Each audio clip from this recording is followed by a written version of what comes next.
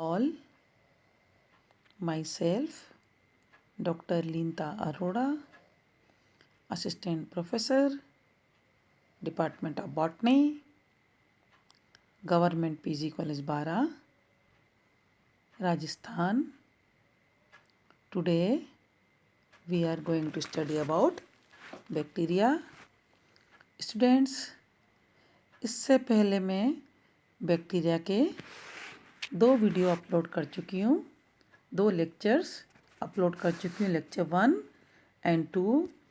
Lecture 1 में मैंने आपको बैक्टीरिया का जनरल इंट्रोडक्शन के बारे में बताया, बैक्टीरिया की हिस्ट्री के बारे में बताया और इसके मुख्य लक्षण जो जनरल कैरेक्टरिस्टिक होते हैं उसके बारे में आपको बताया। लेक्चर 2 में मैंने आपको क्लासिफिकेशन ऑफ बैक्टीरिया के बारे में बताया। बैक्टीरिया क्लासिफिकेशन किस आधार पे किया जाता है, जैसे according to morphology, according to need for oxygen, according to staining they retain, according to heat tolerance and according to pathogenicity. ये मैंने आपको सेकंड लेक्चर में बच्चों बताया था। अकॉर्डिंग टू मॉर्फोलॉजी ये 3 प्रकार के होते हैं, कोकाई, बेसिलाई एंड स्पाइरली, है ना, स्पाइरल शेप के जो होते हैं। अरेंजमेंट ऑफ बैक्टीरिया के हिसाब से ये डिप्लोकोकाई, स्टेफाइलोकोकाई और स्ट्रेप्टोकोकाई होते हैं। According to need for oxygen, oxygen की आवश्यकता के आधार पर ये aerobic, anaerobic and facultative aerobic प्रकार के होते हैं। According to staining they retain, जो ये स्टेन ग्रहण करते हैं, जब इनको स्टेन करते हैं तो इसका जो कलर आता है उसके बेस पर इसको gram positive and gram negative में बांटा गया है। अकॉर्डिंग टू हीट टॉलरेंस, ऊष्मा के प्रति इसकी टॉलरेंस जो होती है, psychrophilic bacteria, mesophilic bacteria and thermophilic bacteria. According to pathogenicity, disease causing ability जो इसकी बैक्टीरिया की होती है, इसके बेस पर इसको pathogenic bacteria and non pathogenic bacteria में बांटा गया है। On the basis of shape, इसके आकार के आधार पर cocci, bacilli, spirochaete, एक्टिनोमाइटीज। Oxygen requirement के बेस पे मैंने आपको बता चुकी हूँ, aerobic, anaerobic and facultative aerobic. Carbon dioxide demand के बेस पर सिप्नोफिलिक बैक्टीरिया हैं ये।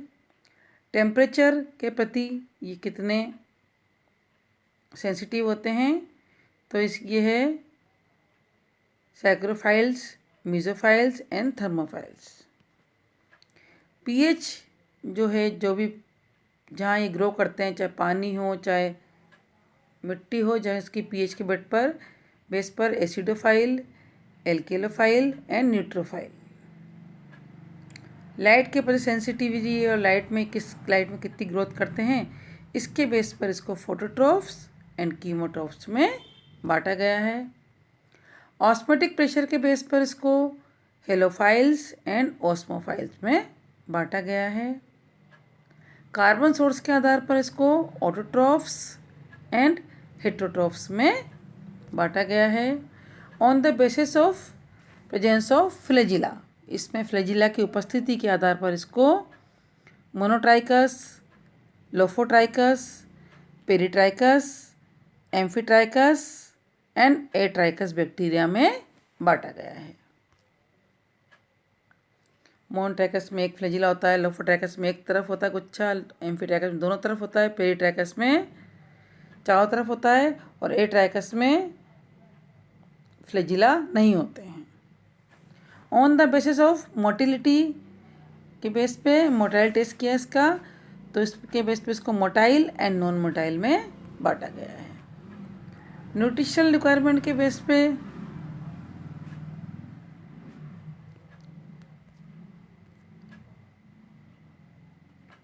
ये सोर्स ऑफ कार्बन के बेस पे autotrophs and heterotrophs, source of energy के बेस पर कीमोट्रॉफ्स एंड फोटोट्रॉफ्स, सोर्स ऑफ इलेक्ट्रॉन के बेस पे लिथोट्रॉफ्स, ऑर्गेनोट्रॉफ्स, फोटोलिथोट्रॉफ्स, फोटो ऑर्गेनोट्रॉफ्स, कीमोलिथोट्रॉफ्स, कीमो ऑर्गेनोट्रॉफ्स में बांटा गया है। अब हम आते हैं इसके थर्ड लेक्चर पे, इसके आकार के बारे में। बैक्टीरिया का आकार बच्चों आपको क्लियर नज़र आ रहा है। सबसे आउटर कवरिंग आपको दिख रही है कैप्सूल,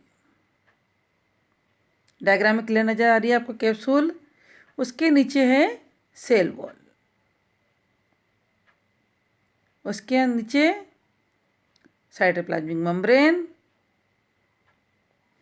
फिर इसके अंदर आए साइटोप्लाज्म भरा हुआ सेल के अंदर, जिसमें कि चारों तरफ इसके सेल वॉल पे क्या है, फ्लैजिला लगे हुए हैं, पिलाई लगे हुए हैं। अंदर सेंटर में न्यूक्लियोइड्स है और साइटोप्लाज्म में बहुत सारे राइबोसोम्स बिखरी हुई कंडीशन में दिखाई दे रहे हैं आपको।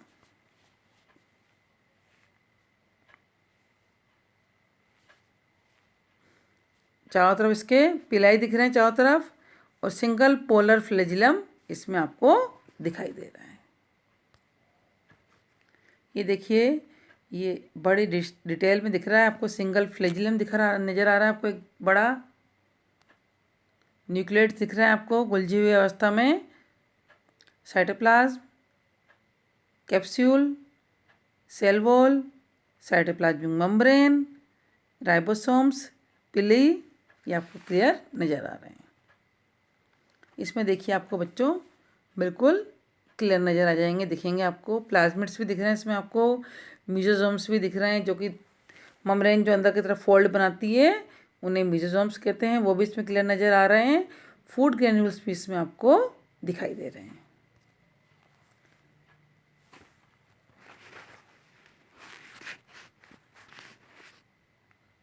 अब इलेक्ट्रॉन सूक्ष्मदर्शी से जो हमें कोशिका दिखाई देती है, ये प्रोकैरियोटिक संरचना को दर्शाती है। पादप कोशिकाओं के समान ही जीवाणु कोशिका में भी एक कोशिका भित्ति, प्लाज्मा झिल्ली तथा जीव द्रव्य से मिलकर बनती है कोशिका इसकी। इसके अतिरिक्त इसमें और संरचनाएं पाई जाती हैं, जैसे कि स्लाइम लेयर, अवपंक स्तर या संपुटिका, कैप्सूल, फ्लैजिला एंड पिलाई। कोशिका द्रव्य में राइबोसोम्स, केंद्रक पदार्थ, प्लाज्मिड एवं अन्य संगृहीत पदार्थ पाए जाते हैं। अवपंक परत या संपुटिका कोशिका भित्ति के बाहर एक अतिरिक्त आवरण के रूप में पाई जाती है। अब हम सबसे पहले पॉइंट पे आते हैं, capsule. Keep the cell from drying out and help it stick to food और अदर सेल्स। ये जो संपुटिका कैप्सूल है, ये सेल्स को सूखने से बचाता है।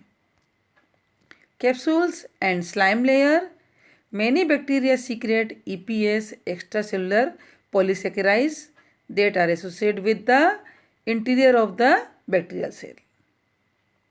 The EPS contain 2% carbohydrate and 98% water, so they produce gummy exterior to the cell. EPS में 2% तो कार्बोहाइड्रेट होता है और 98% वाइट वाटर होता है, तो ये बाहर गमी एक्सटीरियर के रूप में दिखाई देती है। Morphologically 2 extreme forms exist, capsule and slime. Capsule which form rigid, tightly and closely associate with cell. बाहरी जो कैप्सूल लेयर होती है ये rigid, tightly and closely associated होती है। Slimes which are loosely associate with cell. Slimes जो है loosely associate होती है।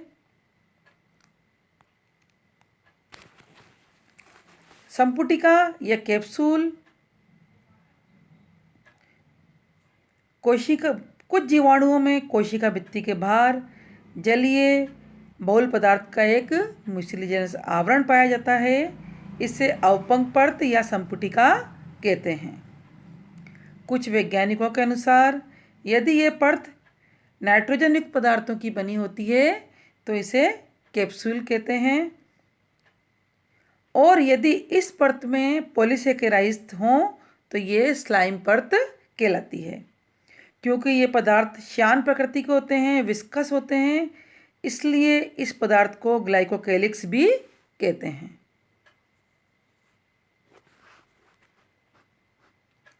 परजीवी जीवाणुओं में मुख्यतः कैप्सूल पाए जाते हैं जो इनकी कोशिका भित्ति को लाइसोजाइम द्वारा पाचन से बचाते हैं। कैप्सूल का रासायनिक संगठन अलग अलग जीवाणुओं में भिन्न भिन्न होता है। कुछ जीवाणुओं जैसे जेंथोमोनास व स्ट्रेप्टोकोकस में कैप्सूल प्राय पॉलीसेकेराइड्स के बने होते हैं, जिसमें ग्लूकोज के अलावा एमिनो शुगर, रैमनोज, ग्लैक्टोनिक अम्ल, विभिन्न शर्कराओं के यूरेनिक अम्ल तथा पाइरुवेट एवं एसीटेट होते हैं।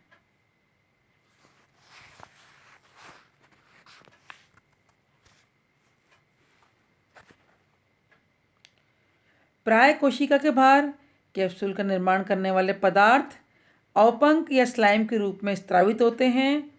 ये जल में घुलनशील होते हैं। ये अवपंक पदार्थ कोशिका भित्ति से दृढ़तापूर्वक न जुड़कर शीतलतापूर्वक संलग्न रहता है, तो इसकी परत को हम स्लाइम लेयर या अवपंक परत कहते हैं। कभी कभी विभिन्न जीवाणुओं की स्लाइम लेयर एक दूसरे से संपर्क में जुड़ जाती है या चिपक जाती है तथा एक विशिष्ट अवस्था के रूप में परिलक्षित होती है, जिसे हम जुगलीय अवस्था कहते हैं। अब स्लाइम परत के कार्य क्या हैं? Function of capsule and slime layer.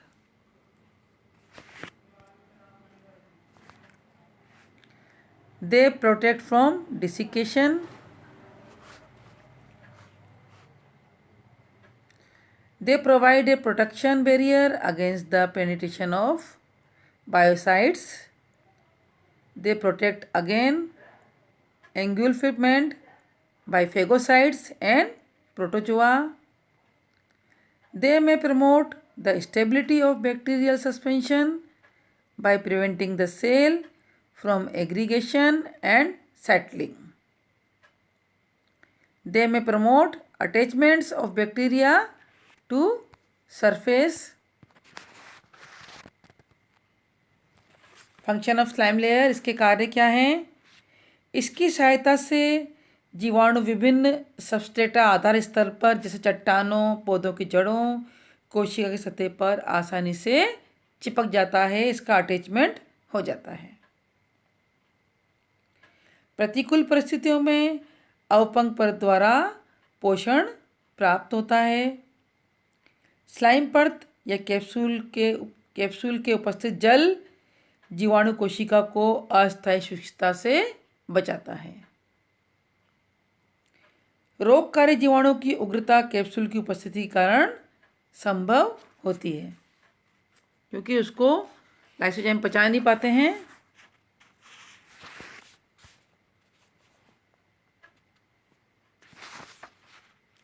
अब हम आते हैं thick outer covering cell wall. कोशिका भित्ति पर आते हैं हम।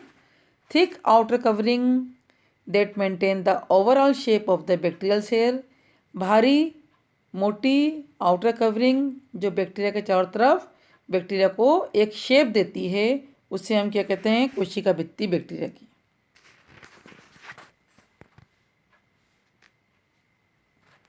Cell wall gives definite shape to the bacteria. जीवाणु की कोशिका भित्ति एक रिजिड संरचना है। ये कोशिका को एक निश्चित आकृति, निश्चित शेप प्रदान करती है।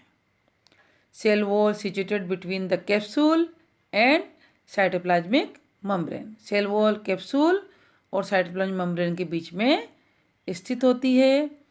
It is about 20 to 30 nanometre in thickness. ये 20 से 30 नैनोमीटर मोटी होती है। In the cell wall contains diaminopimelic acid, muramic acid, and teichoic acid. These substances join together to form a complex polymer structure known as peptidoglycan और murine और mucopeptide. ये substances जो होते हैं आपस में जुड़कर एक कॉम्प्लेक्स स्ट्रक्चर का फॉर्मेशन करते हैं जिसे हम क्या कहते हैं, peptidoglycan. Cell wall very rigid and chemically complex outermost component common to all bacteria except Mycoplasma species, situated between capsule and cytoplasmic membrane. Multilayered होता है ये cell wall. Contain diaminopimelic acid, DAP, muramic acid and teichoic acid joined together called peptidoglycan, murein and mucopeptide. Cell wall किससे बनी होती है? Composed of peptidoglycan, outer membrane and surface fibres. कोशिका भित्ति में अत्यंत दबाव को सहन करने की क्षमता होती है. कोशिका भित्ति में कोशिका विभाजन तथा वृद्धि के लिए जरूरी है.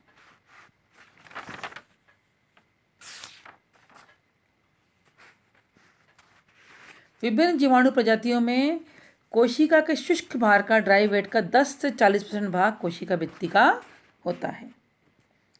कोशिका भित्ति अनेक परतों से मिलकर बनी होती है. इन परतों की मोटाई अलग अलग होती है.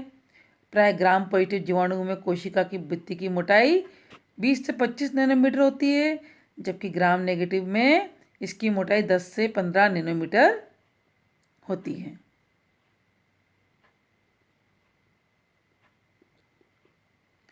इन कोशिका भित्ति की मुख्य संरचना म्यूरिन, पेप्टिडोग्लाइकेन द्वारा बनी होती है. ये पदार्थ अत्यधिक दृढ़, छिद्रिल एवं अघुलनशील पॉलीमर होते हैं. केवल प्रोकैरियोटिक कोशिकाओं में ही पाए जाते हैं. इसके 3 घटक हैं, N acetyl glucosamine, N acetyl muramic acid व इसके अतिरिक्त 4 अमीनो अम्ल भी इसके अंदर पाए जाते हैं. कोशिका भित्ति की उपस्थिति से जीवाणु को एक निश्चित आकार मिलता है. साथ ही ये विभिन्न पदार्थों जैसे रंजक, पित्त, लवण, बाइल साल्ट्स, कुछ प्रतिजैविक एवं भारी धातुओं, हैवी मेटल्स, विघटनकारी एंजाइम को भीतर आने से रोकती है, जबकि पोषक पदार्थों को जीवाणु कोशिका के भीतर आने देती है.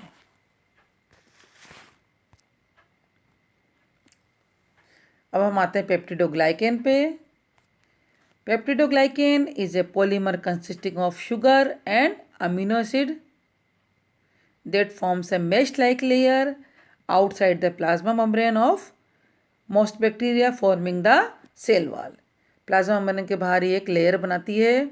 Consist of 3 parts: a backbone composed of alternating N-acetyl glucosamine and N-acetyl muramic acid, a set of tetrapeptide side chain attached to N-acetyl muramic acid, a set of pentapeptide cross bridges,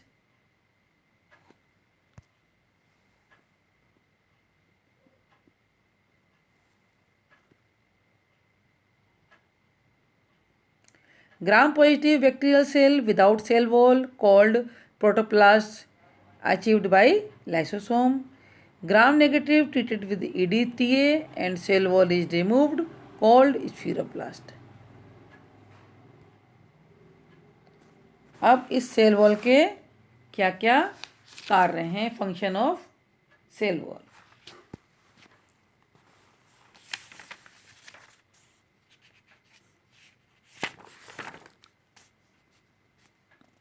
कोशिका भित्ति है, इसके जीवाणु के अंदर क्या कार्य करती है. It is involve in growth and cell division of bacteria. ये बैक्टीरिया के ग्रोथ और सेल डिवीजन में इन्वॉल्व रहती है. It gives shape to the cell. ये बैक्टीरिया को आकृति प्रदान करती है. It give protection to the internal structure and act as supporting layer. ये इंटरनल स्ट्रक्चर को प्रोटेक्शन करती है और एक सपोर्टिंग लेयर के रूप में कार्य करती है। It provide attachment to complement. It contain receptor site for phages and colchicine. इसमें रिसेप्टर साइट्स भी होती हैं। It shows resistant to the harmful effect of environment. ये एनवायरनमेंट में जो भी हार्मफुल इफेक्ट होता है उसके प्रति ये रेजिस्टेंस शो करती है, उनके प्रति प्रतिरोधकता शो करती है। तो ये तो होगा बच्चों शेल वॉल। इसके आगे मैं इसके इंक्लूजन्स के बारे में आपसे नेक्स्ट वीडियो में चर्चा करूँगी। थैंक यू सो मच बच्चों, धन्यवाद बच्चों। Thanks students.